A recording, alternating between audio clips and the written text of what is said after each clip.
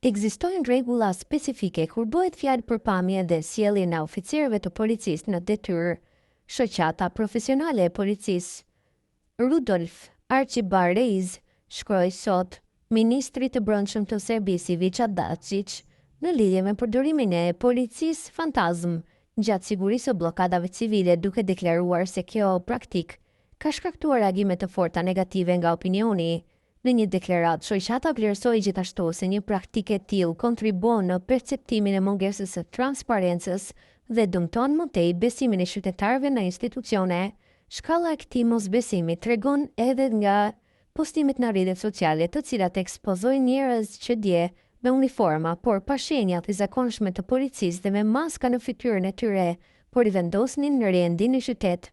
Shumë besojnë se këta nuk ishin as pak oficerë të vërtet policie dhe po përpiqen të zbulojnë me kë kemi të bëjnë me të vërtet. Përveç anonimitetit, uvure edhe disa prej tyre kanë tatuazhe, gjë që në fakt është e ndaluar të bëhet në pjesë të dukshme. Sipas rregullave mbi sjelljen dhe pamjen e personave të oficerëve të policisë, tatuazhet nuk lejohen në pjesët e dukshme të trupit dhe nëse ekzistojnë, ato duhet të mbulohen me rroba.